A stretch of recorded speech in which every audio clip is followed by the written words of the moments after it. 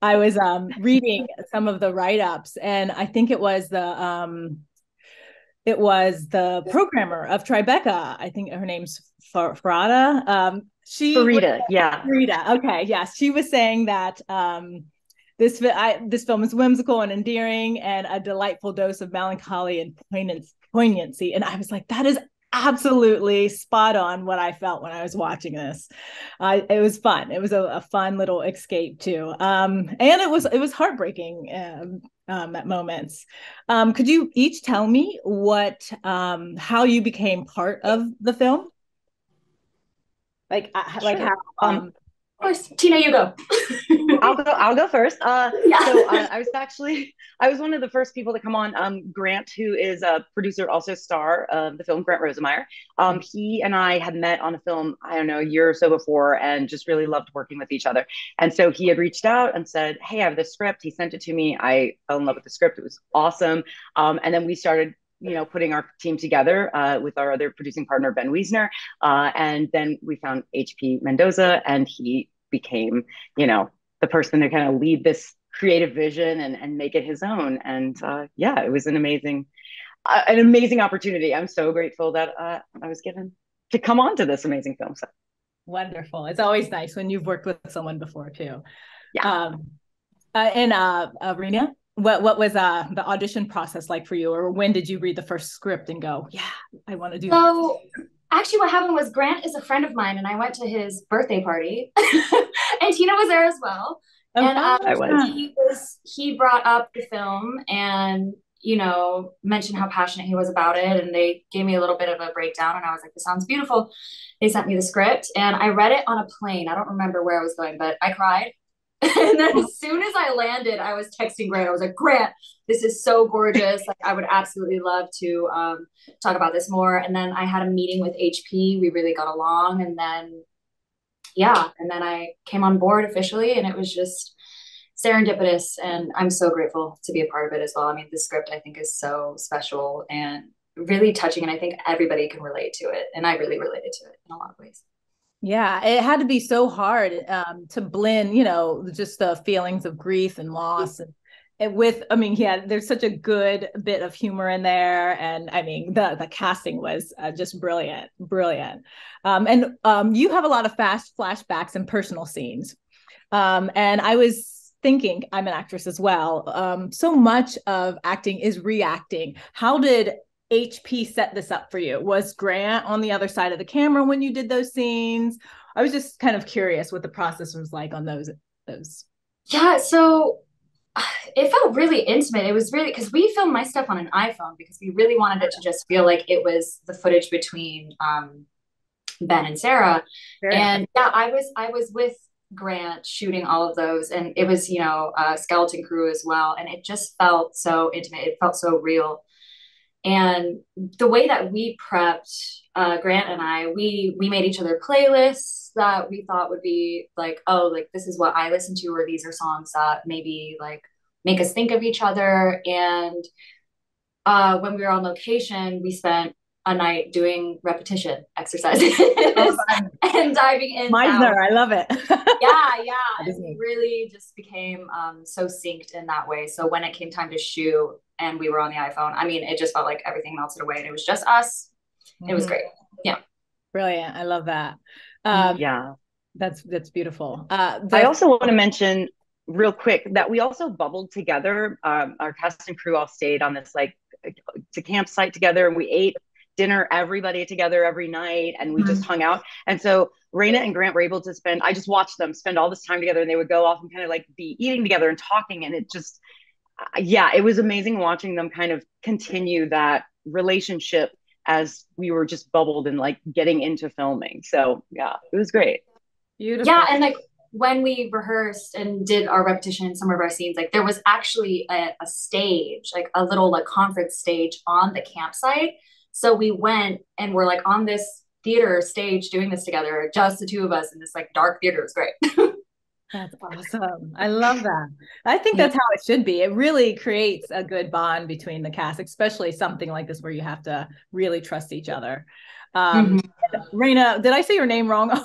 I am so, No, Reina okay. Hardesty. You got it. Yeah. Okay. I thought I was saying Rena. Okay.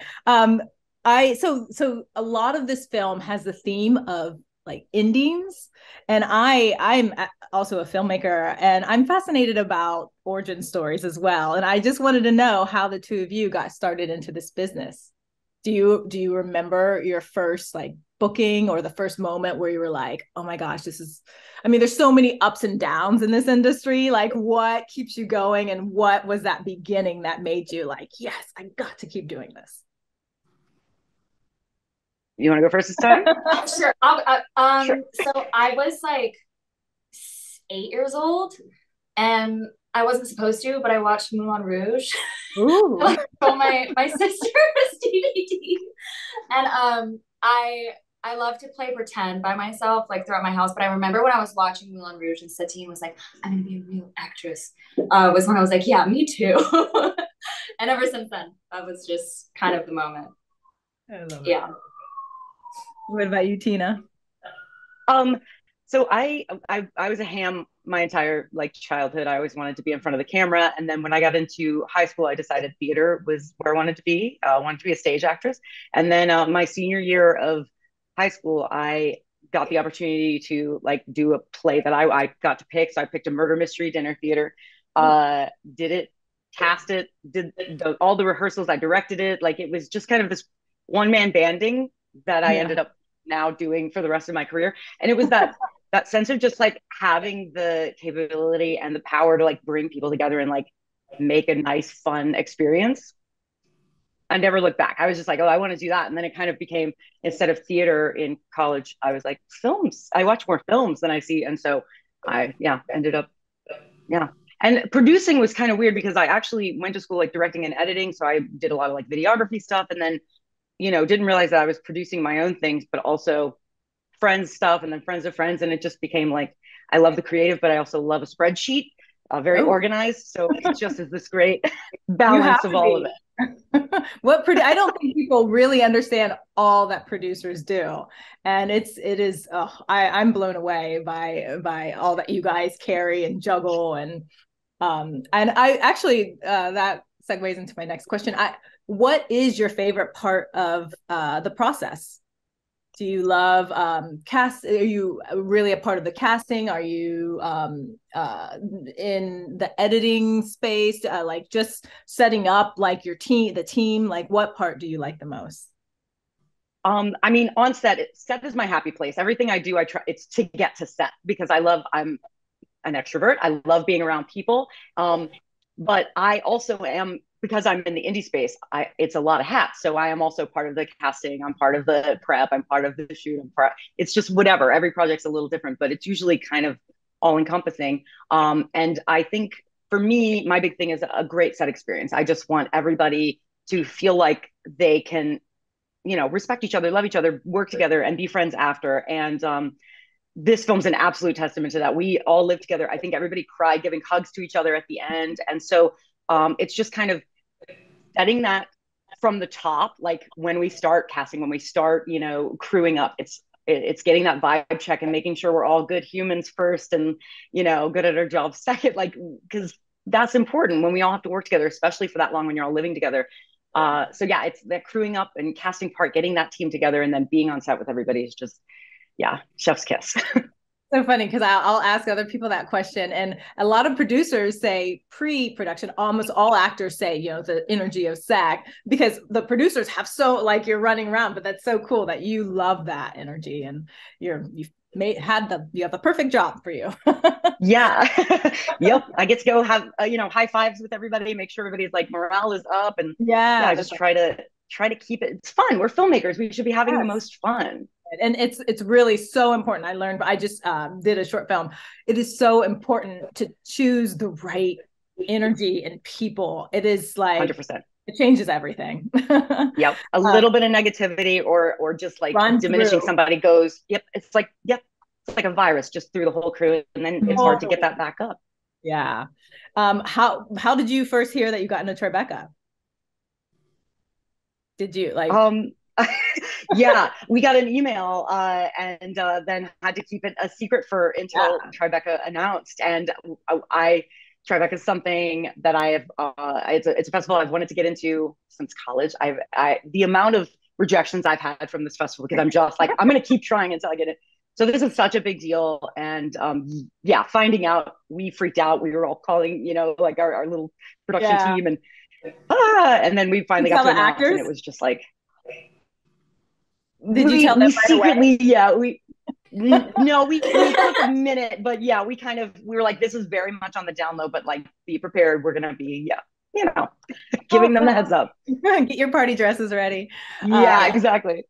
And this is your second time, Reina, right? At Tribeca, no, I've never been to Tribeca Oh, before. you I was haven't? at last year. Yeah. Oh, for some reason I thought I'd seen on your Instagram that you'd been there. Oh, well then this is great. You knew, yeah, that's Yeah, awesome. it's so exciting. And so there's a huge self-help component to this film, and I was kind of curious, and if you don't want to tell me, it's fine. But do you have any favorite self-help books? Or if you could write a self-help book, what would it be? Ooh. I don't know if it's categorized as a self-help book, but I really love All About Love. Bell Hooks. So good. And also No Bad Parts is a really, really good self-help book that my therapist recommended. I don't remember who wrote it, but it's really, really good. No Bad Parts? No Bad Parts. Yeah, it's about the internal family system. Ooh, interesting. Yeah. I'm a kind of a self-help junkie. I love it. Do you have any? Yeah. I haven't read it in a long time, but I remember reading, and I don't know if we can curse on this, but The Art of Not Giving Stop giving a yes. Yeah. So I'm still working on myself on this, but I very much care what other people think of me, and I'm always like a people pleaser, and so I'm still trying to work through that and like boss up a little bit. But that was one for me that I was like, yeah, I cannot care and just be doing me, and that's fine. So that was a big like awakening book for me, for yeah, sure. I read some of that. It's like the subtle art of not giving That's it. Yes. Yeah. And it's take up space. It's so important for us, especially as female filmmakers, and all the stories we have to Absolutely. share. It's so important. Are there any female-led or non-binary led films screening at Tribeca that you are eager to see? Yeah, there are a few actually in the narrative competition with us that I'm Cool. hoping next week, because they all kind of line up with our stuff. So it's like next week, I think I'm going to be catching quite a few of them. Yeah. Oh my God, like I'm like having like camera shyness or something. I'm blanking on all of the names.